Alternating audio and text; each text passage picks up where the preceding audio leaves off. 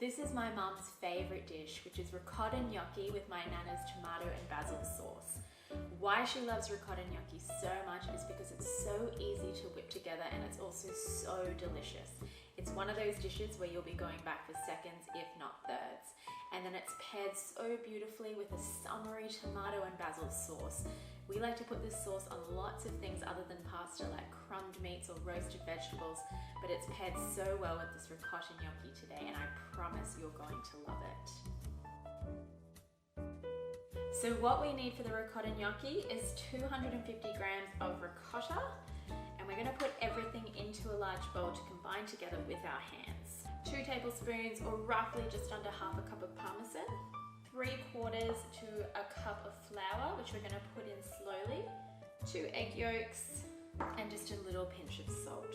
So just slowly combine your flour, and now I'm just going to work that as though I was working pasta dough. So you want it to form a nice firm ball. You want it to be moist, but you don't want it to be sticky. So just knead it as though you would be kneading pasta dough. It feels soft, it feels delicate. It's a really, really beautiful texture, a really beautiful pasta dough to be working with. It feels very different to a normal pasta dough. It should be silky, it should be smooth, and it should be really soft and delicate.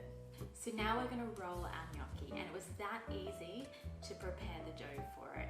So we're just going to cut it into 4 equal sizes, and then I'm just going to roll it out into a long sausage shape on a floured surface, and then we're going to cut them into our desired gnocchi shapes.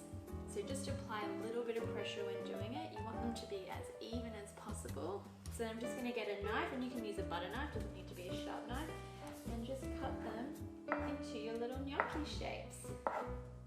And there you go. That's how easy it is. So I'm just going to lightly flour those, set them to the side, and repeat that step 3 more times. So we're going to get started on our sauce.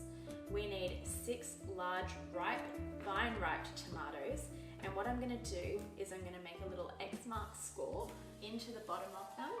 I'm going to put them in a pot with boiling hot water, and that's going to make it really easy for us to peel their skin off.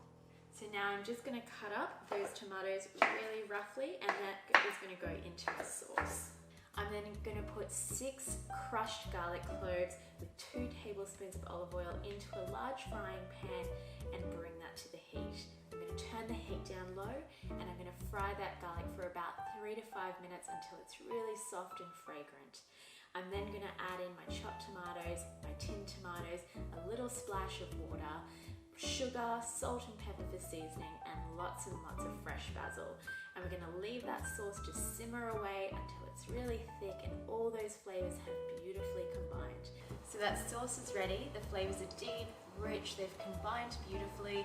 It's really thickened up, so I've just put it on the back burner on a low heat, and I've got a large pot of water that I'm going to bring to the boil with lots and lots of salt, and I'm going to cook my ricotta gnocchi in it, and then we're done. And when those gnocchi rise to the top, we know they're ready, but just let them sit on the top for an extra 30 seconds or so to ensure that they're fully cooked.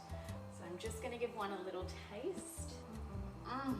Oh my god, absolute perfection. I'm going to drain those into a colander now, and then I'm going to stir them through the sauce. So I've just mixed that ricotta gnocchi through that rich, beautifully flavoursome tomato and basil sauce, and now I'm going to sprinkle some parmesan over, a little bit of fresh basil, and I'm going to enjoy this big bowl of pasta for dinner tonight.